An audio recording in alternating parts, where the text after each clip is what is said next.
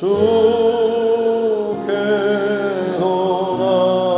나가기 원합니다.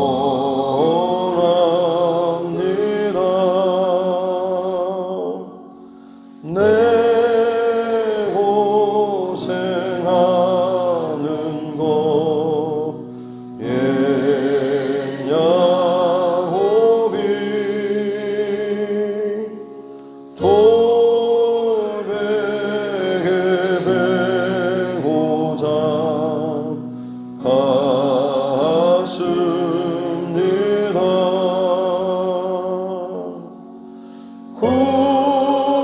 꿈에도 소원이 늘 찬송하면서 주께로 나가기 원합니다.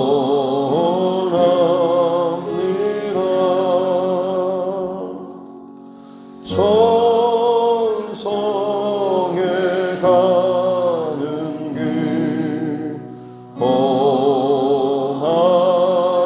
험하여도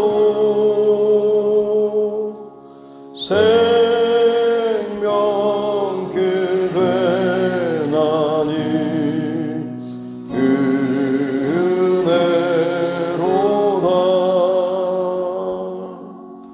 천사 날 부르니 늘 찬송하면서 주께로 나가기 원합니다.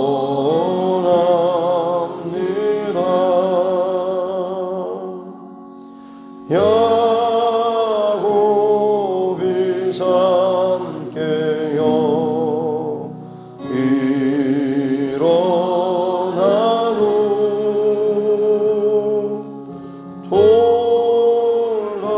돌란을 쌓은 것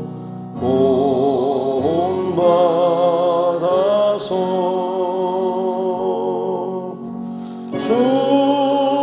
승직될 되도록 늘 찬송하면서 주께로 나가기 원합니다.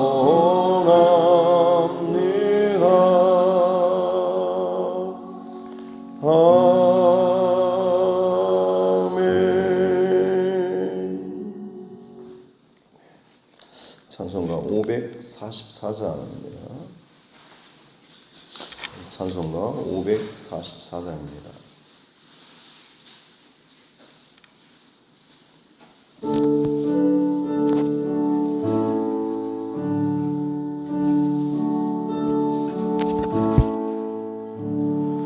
울어도 못하네 눈물 많이 흘려도 겁을 얻게 못하고 죄를 씻지 못하니 울어도 못하네 십자가에 달려서 예수 고난 당했네 나를 구원하시리 예수밖에 없네 힘써도 못하네 말과 뜻과 행실이 깨끗하고 착해도 다신하게 못하니 힘써도 못하네 십자가에 달려서 예수 고난 당했네 나를 구원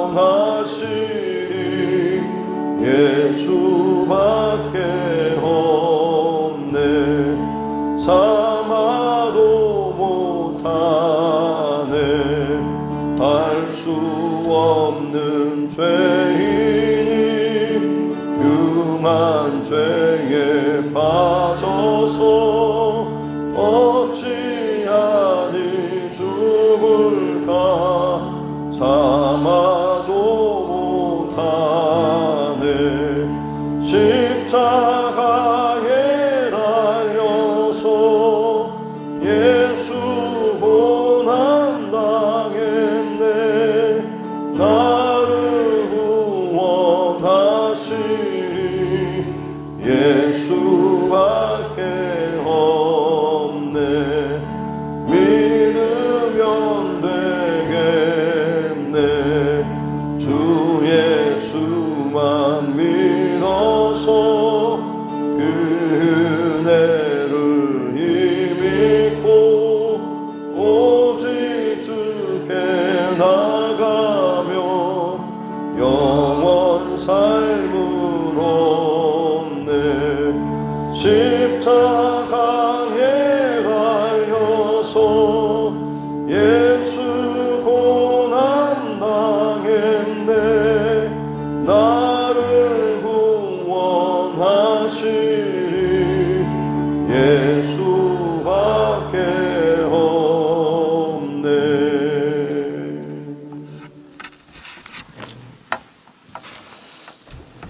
라는 말씀 사무엘하입니다. 사무엘하 15장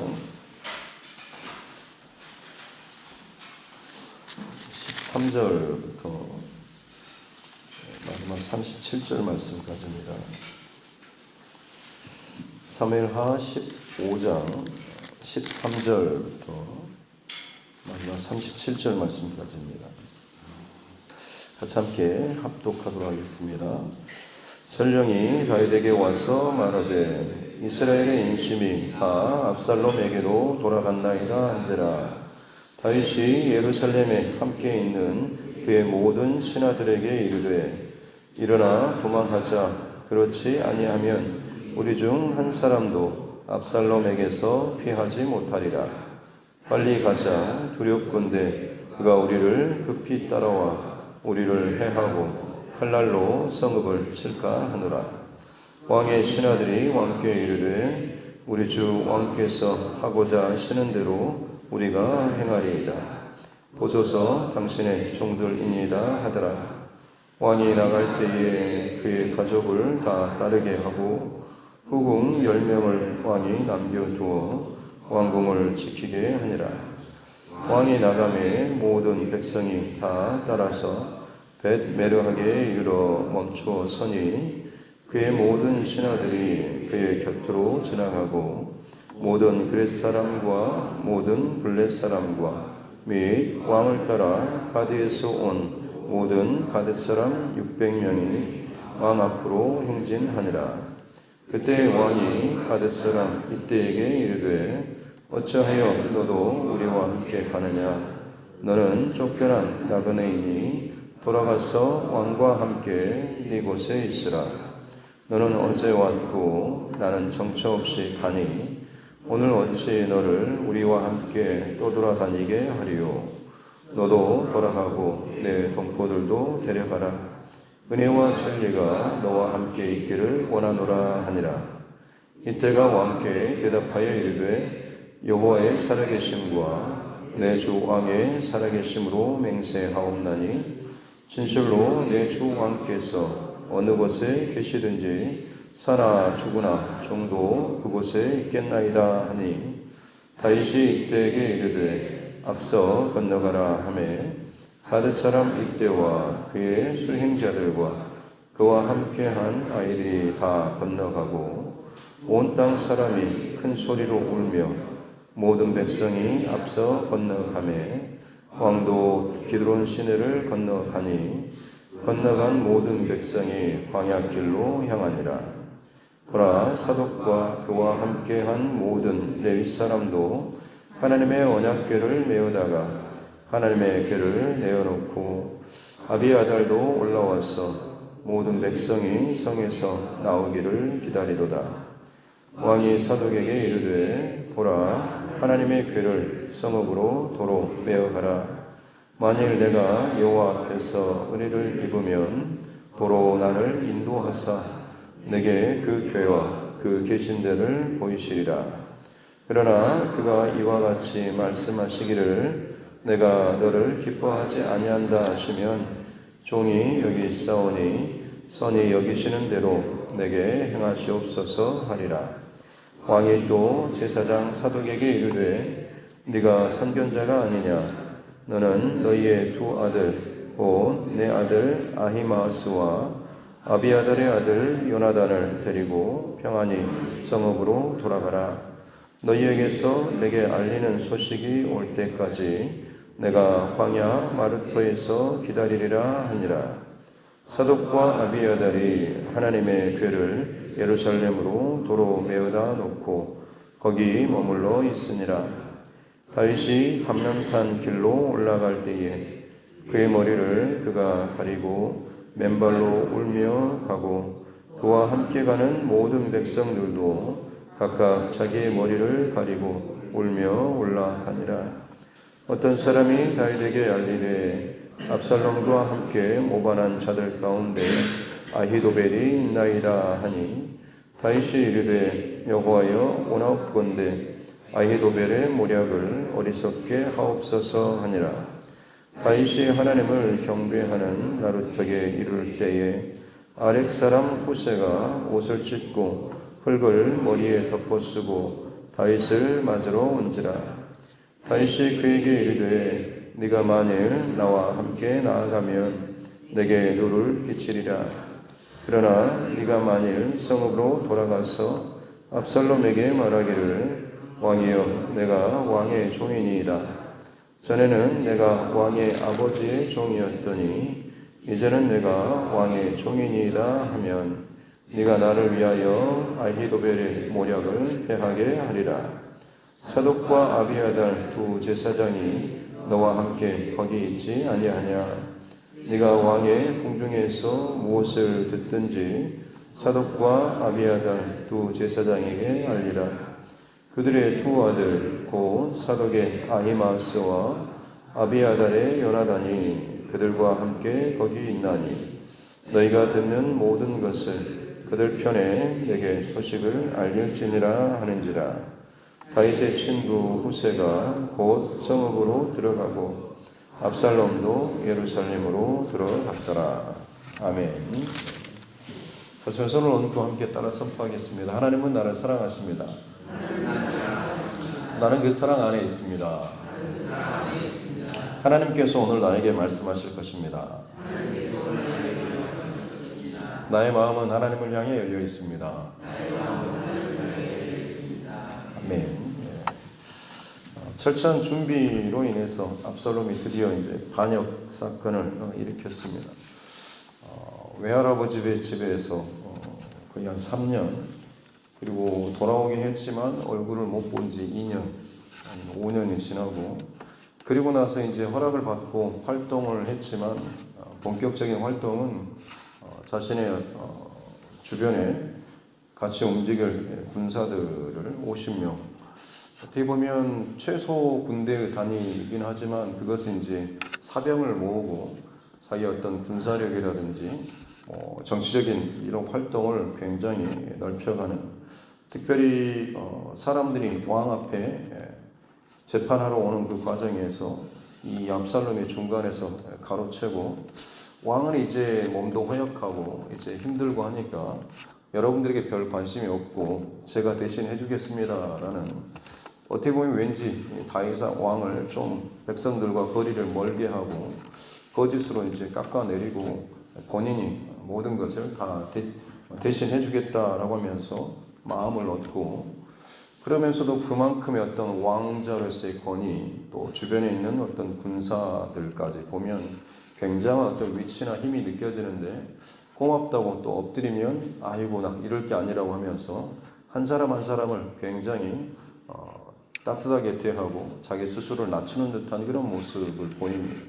그렇게 4년 동안의 과정을 통해서 사람들은 압살롬이 다윗의 버금갈 만큼 굉장히 선한 사람이고 자기들을 정말로 다윗보다 어찌 보면 더 선대해줄 그런 왕처럼 대우하고 여기게 되었고, 이게 어느 정도 분위기가 쌓였다 싶으니까 압살롬이 헤브론으로 잠깐 허락을 받고 내려가서 본격적인 이제 반란 사건을 일으키게 되는 것이죠.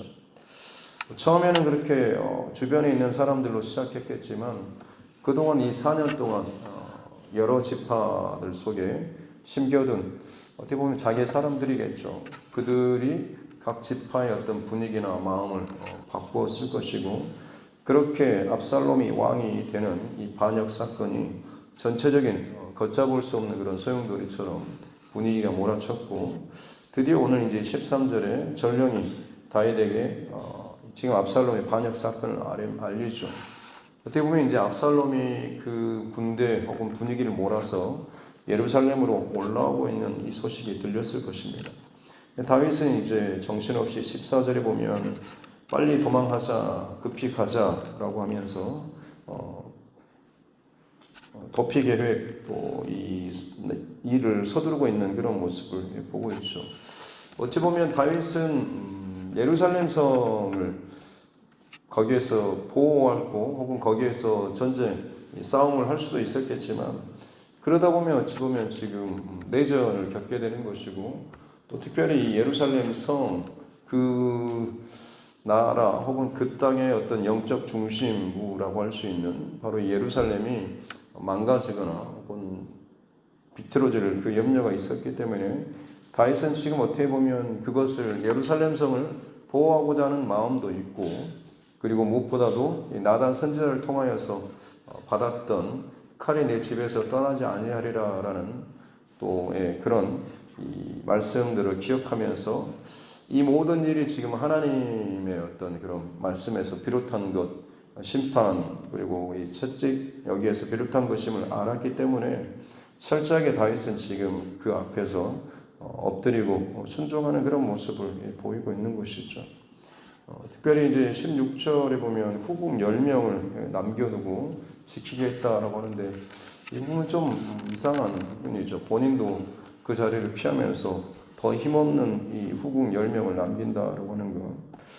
어찌됐든 17절에 보면 왕이 다 나가서 베트는 이제 집이고 메르학이라고 하는 단어는 이제 끝 마지막이라고 하는, 아마 예루살렘 성의 제일 마지막에 위치한 어떤 왕이 머물 만한 어떤 별궁, 별처 이런 곳이겠습니다.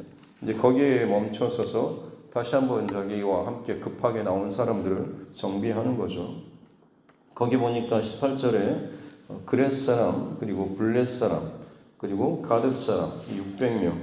이들은 어떻게 보면 지금 다윗을 지키는 친위대, 용병들이라고 할 수가 있겠습니다. 지금 온 나라 안에 지금 반역 사건이 일어났는데, 지금 다윗의 주변의 신하들 그리고 그를 따르는 핵심 멤버들, 무리들 가운데 지금 이 용병들이 있는 것이죠. 근데 이 사람들이 거의 어떻게 보면 다윗의 어떤 친족이나 혹은 뭐 이스라엘의 또 유력한 지파 사람들이 아니라 그야말로 어떻게 보면 외국인 용병과도 같은 그런 사람들입니다. 특별히 이 가드 사람은 이 블레셋 가드를 의미하는 것이고요. 그래서 이 다윗도 가드 사람, 아마 그들의 우두머리 되는 이때라고 하는 사람에게 돌아가라. 더 이상 내가 너희들에게 뭐 돈을 줄 수 있는 것도 아니고 여기에서 너희가 뭔가를 얻을 수 있는 것도 아니니까 너희 나라로 돌아가서 가드 왕에게로 돌아가서 거기에서 편히 있으라라는 그런 식으로 이야기를 하게 되는 거죠. 그런데 그 이때가 참 놀랍게도 21절에 보면 여호와의 살아계심과 왕의 살아계심으로 맹세하옵나니 진실로 내 주 왕께서 어느 곳에 계시든지 사나 죽으나 정도 그곳에 있겠나이다. 마치 룻기에 나오는 이 룻의 고백을 연상케 하는데요. 시어머니 나오미가 돌아가라고 했을 때 어머니 하나님이 나의 하나님이 되고 어머니의 백성이 나의 백성이 될 것입니다 라고 했던 것처럼, 근데 참 자신의 모든 것을 걸고 이 나오미 시어머니를 따랐던 것처럼 지금 어떻게 보면 아무것도 없어 보이는 빈털터리 이 다윗을 이 이때라고 하는 이 용병 이 사람이 다윗을 전적으로 따르겠다라는 식으로. 그러나 그 맹세의 것도 여호와의 살아계심을 두고 맹세하는 이 고백을 보게 되는 것이죠. 정말 위기 때에 자기의 주변에 남는 사람이 있고 떨어져 나가는 사람이 있죠. 편하고 좋고 여유가 있을 때야 뭐 다들 좋게 대하겠지만 별 기대할 것이 없고 혹은 뭔가가 부딪힐 때 그때 어떻게 보면 그 사람의 어떤 중심, 본심 이런 것들이 나타나게 되는 것이죠. 어느 누구의 어떤 유력한 사람이나 다윗의 어떤 지파가 아니라 그야말로 그의 주변에 이런 사람들, 진짜 다윗을 위하고 다윗의 편에 서는 사람들이 이 위기의 때에 드러나고 있는 것을 보게 됩니다.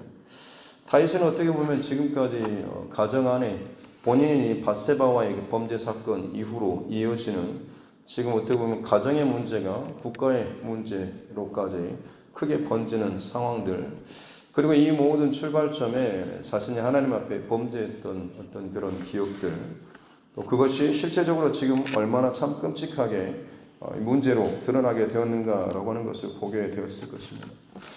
아마 이 상황 속에서 어떤 마음을 품을지, 우리도 어떻게 보면 하나님께 약속과 언약을 받고 살아감에도 불구하고 현실적으로는 좀 반대되는 상황이 있을 때가 있죠.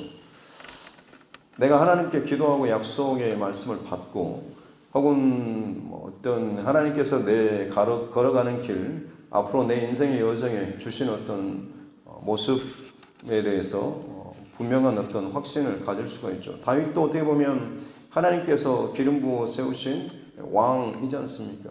내가 너를 이 나라의 왕으로 삼겠다라고 하면서 하나님께서 세워주시고 하나님께서 지켜주시는 그런 왕입니다. 근데 지금의 상황은 어떻게 보면 그것과는 정반대로 쫓기고 내 모든 것을 다 내려놓아야 하는 참 이 어려운 상황이죠.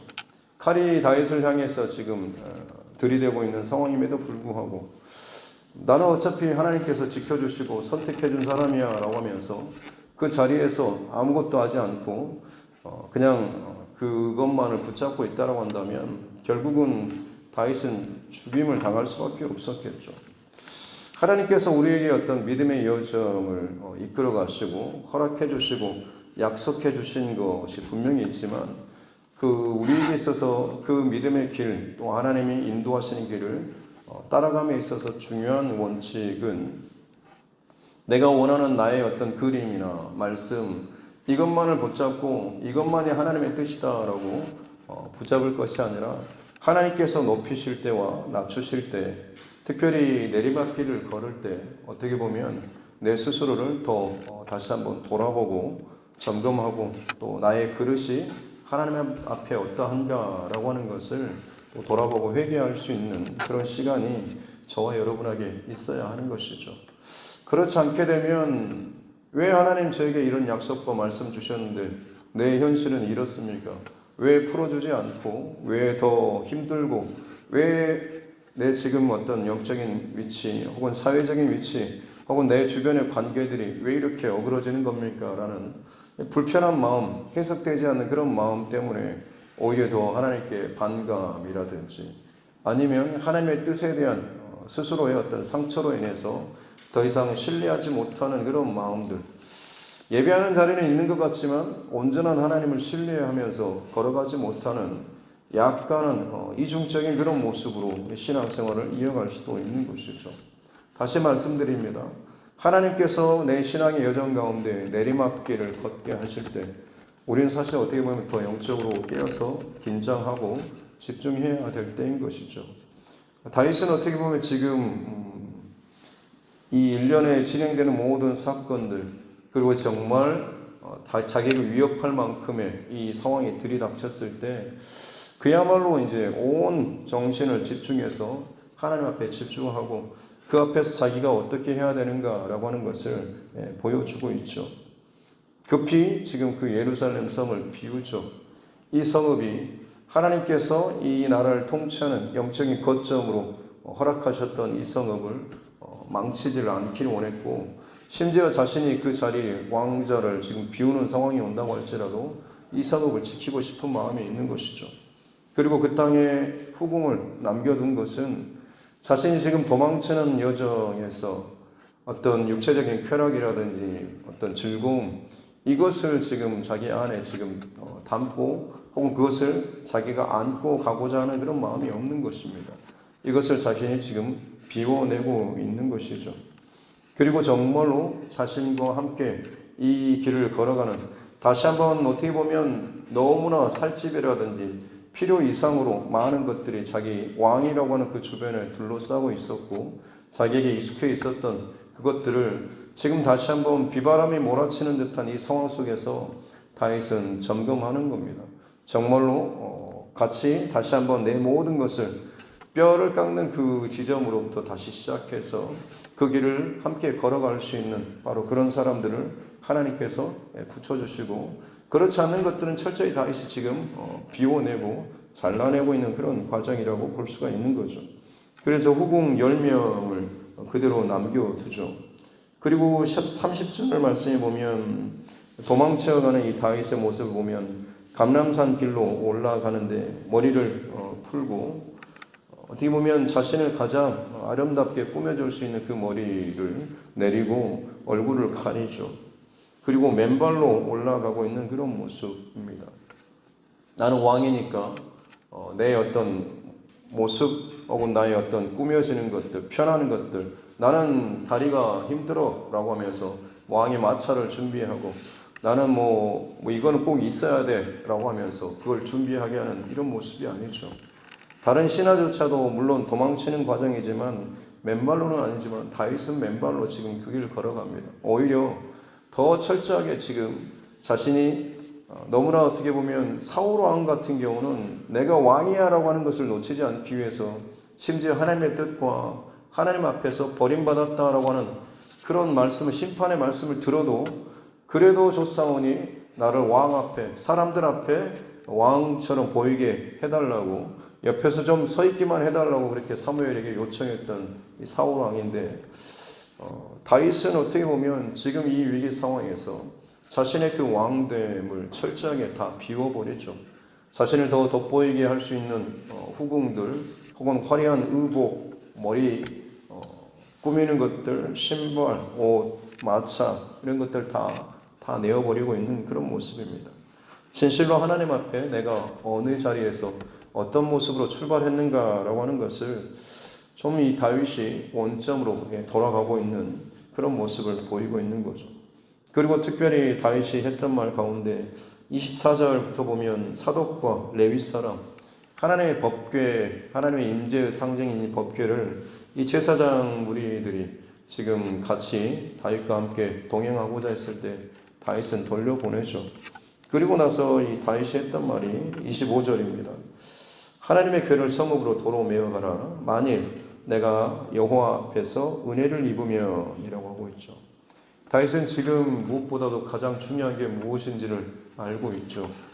신앙의 문제에 부딪혔을 때 혹은 나에게 어떤 걸어가는 여정 가운데 현실적인 부딪힘과 어려움이 닥쳤을 때 무엇이 필요한가라고 하는 것, 사람의 도움이나 물질이나 어떤 관계에 풀려지는 것이든지 어떤 내가 원하고 내가 그리는 어떤 응답의 그런 길이 아니라 그야말로 하나님의 은혜가 필요하다라고 하는 것을 다윗은 지금 알고 있는 것이죠. 내가 뭘 어떻게 그리든지 간에 하나님께서 그것을 허락하지 않으면 소용이 없는 것이죠. 내가 아무런 그림이 없어도 하나님의 은혜를 허락하시면 하나님이 그리시는, 인도하시는 그 길로 내가 회복되고 다시 살아날 수 있을 것이다 라는 이 가장 본질적인 그 밑바닥에서 다윗이 자신이 살아날 그 길을 지금 고백하고 있는 것입니다. 다시 말씀드립니다. 혹시나 내 삶의 여정, 믿음의 여정 가운데 내리막길을 걷고 있을 때 어찌 보면 우리는 더 난리를 치죠. 예전에 내가 그래도 누려왔던 혹은 사람들에게 보여왔던 나의 어떤 신앙적인 수준이 있고 혹은 그때 행했던 어떤 여러 가지 일들이 있고 그것이 망가지는 것이 오히려 내 신앙이 좀 창피와 부끄러움을 당하는 것 같아서 그걸 정말 허용하지 못할 만큼의 나의 어떤 자존심이나 이런 모습들도 있을 것입니다. 그러나 다시 말씀드리지만 하나님께서 그 내리막길을 만약 허락하셨다고 한다면 우리는 그 내리막길조차도 내려갈 수 있어야 하는 것이고 그 내리막길을 걷는 과정 가운데 오히려 내 스스로를 돌아볼 수 있는 그런 저와 여러분, 그리고 또 나의 그릇을 점검할 수 있어야 하는 것이죠. 다윗이 머리를 풀고 맨발로 울며 그 감람산을 걸어갔다라고 하는 것은 자신이 물론 하나님 앞에 회개하긴 했지만 여전히 그 죄의 어떤 흔적이 남아있는, 또 그 진동으로 인해서 이 많은 일들이 계속해서 벌어지고 있는 것을 다윗은 다시 한번 철저하게 하나님 앞에 내려놓고 회개하는 그런 모습을 보이고 있는 것이고, 본인이 이제 자신의 어떤 어떻게 보면 거품처럼 그동안 내 삶의 어떤 흔적, 자랑이라고 여겨졌던 것들을 다 내려놓았을 때에 드디어 다시 하나님께서 은혜로 채워주시는 그런 모습들이 다윗의 회복 가운데 이제 뒤에 이어지는 것을 볼 수가 있는 것입니다. 사랑하는 성도 여러분, 우리에게도 마찬가지로 뭐 누가 내 편인가라고 하는 것이 당장에 우리의 관심처럼 여겨지지만 다윗에게 지금 관심은 어떻게 보면 하나님의 지금 은혜가 다시 한번 내게 부어주실 것인지, 여기에 다윗의 가장 본질적인 영적인 중심이 있다라고 하는 것을 기억했으면 좋겠습니다. 위기의 때에 내리막길을 걷는 그 상황 속에서 나를 비우고 내 뜻을, 내 고집을, 내 모든 상황들 혹은 내 체면, 이 모든조차도 다 내려놓을 때에 오직 하나님의 은혜로 내가 시작했던 그 지점으로 내려가게 될 때에 하나님께서는 은혜로 다시 한번 내 심정과 내 마음을 붙잡아 주시고 붙일 사람을 또 붙여주시고 또 하나님의 방법으로 건져내 주신다라는 이 사실을 저와 여러분 꼭 기억할 수 있기를 주님의 이름으로 축복합니다. 특별히 다윗이 감람산 길로 올라갔을 때 사실 여기가 예수님이 기도하셨던 겟세마네 동산, 바로 거기입니다. 예수님께서 어떻게 보면 십자가를 지러 올라가시는 바로 그 길 가운데 철저하게 생명조차 내려놓고 순종하셨던 바로 그 과정을 다윗도 어찌 보면 지금 동일한 비슷한 과정을 지나가고 있는 것이죠. 내 생명과 왕위와 그 모든 것을 다 내려놓고 맨발로 머리를 풀고 모든 것을 가리고 다 비워진 자리로 다시금 내려가게 되었을 때 하나님께서 하나님의 뜻대로 하나님의 뜻을 이루시는 그 일을 이제 본격적으로 이제 시작하실 것이다라고 하는 것입니다. 우리의 시작은 어디에 있습니까? 회복은 어디에 있습니까? 하나님의 은혜, 이거 여기에서부터 시작되는 것이죠. 방황하고 힘들고 흔들리고 혹은 뭔가를 놓쳐버렸다라고 한다면 다른 것을 붙잡고 내 편을 만들 사람 혹은 나를 좀 뭔가 인간적으로 위로해 줄 혹은 동의해 줄 이런 사람을 구할 것이 아니라 철저하게 하나님 앞에 은혜를 구할 수 있는 저와 여러분 모두가 될 수 있기를 주님의 이름으로 축복합니다. 기도하겠습니다. 하나님 아버지 감사합니다. 새로운 한 주를 또 시작하게 해주시고 또 말씀으로 하나님 이 하루를 또 하나님 앞에 드리게 해주시니 감사합니다. 참 존경받고 사랑받는 다윗이었지만 그의 그 자리가 흔들거리고 바닥으로 내리막길을 걸어갈 때에 내가 그동안 어떻게 살아왔고 어떤 것을 이루었고 어떻게 기도했고 어떻게 하나님을 신앙했는가라고 하는 것을 여전히 내 안에 붙잡고 그것을 놓치지 않고 미끄러지지 않기 위해서 자꾸만 허황된 거품과도 같은 것을 가지고 나를 꾸며대는 것이 아니라 오히려 철저하게 나의 즐거움과 쾌락을 비워내고 나의 어떤 함을 다 내려놓고 머리를 풀고 맨발로 더 겸손하게 하나님 앞에 나의 그릇을 점검하며 맨 처음 아무것도 없었던 그 바닥에 그 자리로 내려가며 다시금 그 자리에서 일어나고 회복될 수 있었던 것이 자라날 수 있었던 그 힘이 오직 하나님의 은혜에서부터 비롯됨을 알고 그 은혜를 구하는 이 다윗의 모습을 보게 하여 주시니 감사합니다. 하나님, 처음 시작할 때보다 내리막길을 걷고 다시금 일어날 때에 오히려 그때가 참 많이 힘들고 버겁지만 그러나 회복의 열쇠는 언제나 동일하게 하나님의 은혜에서부터 시작되는 줄로 믿습니다. 그 은혜를 찾고 그 은혜를 듣고 그 은혜를 담고 일어설 수 있는 귀한 그릇을 잘 준비할 수 있는 우리 모두가 되게 해주시고 우리 안에 허황된 것들, 거짓된 것들, 나의 자만과 교만과 혹은 너무나 부풀어버린 그런 자존심, 이 모든 것들조차도 다 내려놓고 가난한 마음으로 하나님 앞에 은혜만을 구하며 살아갈 수 있는 우리 모두 되게 하여 주옵소서. 그럴 때 하나님께서 이전보다 훨씬 더 성숙하고 또 성장된 모습으로 살아가게 하여 주실 줄로 믿습니다. 더 이상 빼앗기거나 무너지지 않을 오직 하나님의 은혜로 사는 자가 되게 될 줄로 믿습니다. 우리를 그렇게 살게 하여 주옵소서. 감사드리며 거룩하신 우리 구주 예수님의 이름으로 기도드립니다. 아멘. 하늘에 계신 우리 아버지, 아버지의 이름을 거룩하게 하시며 아버지의 나라가 오게 하시며 아버지의 뜻이 하늘에서와 같이 땅에서도 이루어지게 하소서. 오늘 우리에게 일용할 양식을 주시고 우리가 우리에게 잘못한 사람을 용서하여 준 것 같이 우리 죄를 용서하여 주시고 우리를 시험에 빠지지 않게 하시고 악에서 구하소서. 나라와 권능과 영광이 영원히 아버지의 것입니다. 아멘. 주신 말씀 붙잡고 교회와 죄송과 이런 감사의 기도 제목과 이날의 정치 위정자들을 위해서도 그리고 세계 곳곳에 여러 가지 마지막 때에 대한 사인과 징조들과 사건 등 죄악들을 위해서도 그리고 선교사님과 그 가정들 또 우리 환우분들 또 여러 가지 문제로 인해서 힘들어하는 우리 믿음의 형제 자매들을 위해서도 또 하나님께서 우리에게 붙여주신 우리 가족과 친척 이웃 또 친구들 가운데 영혼 구원을 하나님께서 위에서 붙여주신 믿음의 영혼 구원의 그 대상자들을 위해서도 계속해서 또 우리가 기도하기를 원합니다. 특별히 우리 자녀들과 또 다음 세대를 위해서도 같이 함께 기도하겠습니다. 하나님 아버지 감사합니다. 오늘도 하나님의 은혜와 사랑으로 새날을 허락하여 주시니 감사합니다. 하나님 호흡할 수 있고 또 눈을 뜰 수 있고 주의 말씀을 듣고 읽을 수 있는 것 이 모든 것이 또한 당연한 것이 아니라 하나님의 은혜임을 이 시간도 저희가 고백하면서 이 하루를 시작합니다.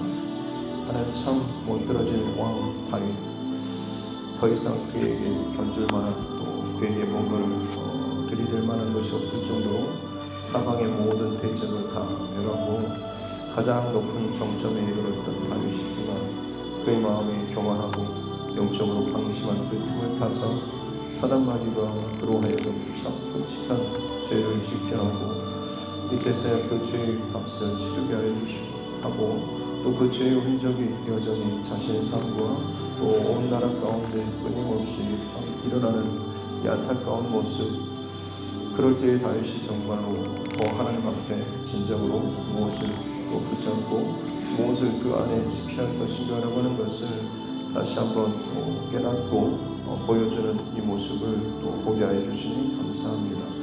참 높은 정점에 자리에 오르기까지 고난과 많은 과정이 있었지만 그곳에서 하나님께서 내리막길로 다시 한번 내리꽂으실 때에 오히려 내려가지 않기 위해서 더 비방하고 다른 누군가를 또 공격하고 혹은 심지어 하나님 앞에 또 불편한 그런 감정과 마음을 쏟아내는 자가 아니라 오히려 철저하게 모든 것을 다 비워내고 끊어내고 자기의 그 왕됨의 어떤 것들을 지켜내기 위해서 내가 이런 사람이었는데 라고 하는 그 자리만을 연연하는 것이 아니라 오히려 누구보다도 가장 비참하고 슬픈 모습으로 철저하게 나의 고민과 나의 즐거움과 나의 어떠함을 다 깨뜨리고 오직 하나님의 은혜를 구하면서 나아갔던 이 다윗의 모습을 기억하게 하여 주옵소서.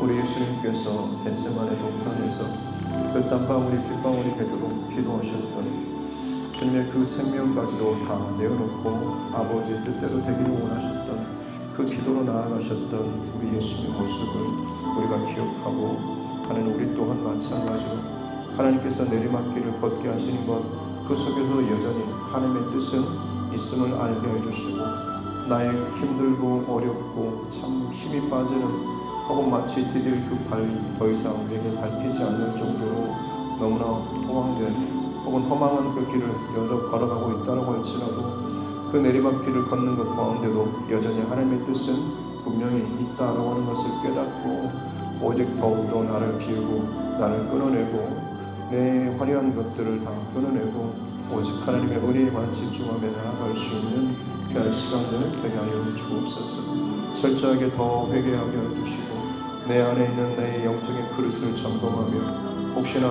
거짓된 것들 혹은 죄악된 것들 혹은 교만한 것들 허망한 것들이 여전히 내 안에 남아있지는 않은지 죄의 그 씨앗들을 혹은 사단이 틈탈 그 틈을 내 안에 내어주지 않고 그야말로 깨진 그릇처럼 하나님 앞에 다 내어드리고 다시금 오직 하나님의 은혜로 회복되고 살아나기를 원하는 우리 모두가 되게 하여 주시기 원합니다. 다윗이 정말로 그 내리막길과 오르막길의 모든 과정을 거치고 또 거칠 때마다 그의 안에는 동일한 중심과 고백, 나는 오직 하나님의 은혜로 사는 자입니다. 하나님의 은혜가 내게 주어질 때 내가 세워지는 것이고 하나님의 은혜가 내게서 거두어지면 나는 아무리 왕이라고 할지라도 바닥으로 곤두박질 칠 수밖에 없는 세상의 수많은 대적들과 문제들 앞에 하나님 아무런 힘도 없는 자임을 하나님 나에게 깨닫게 하여 주셨기 원합니다. 하나님께서 함께 하실 때에 그 인생이 진정 빛이 나고 가치가 있게 되는 줄로 믿습니다. 가장 또 값비싼 보석이라고 할지라도 빛이 비춰지지 않으면 어둠 속에서 보이지 않고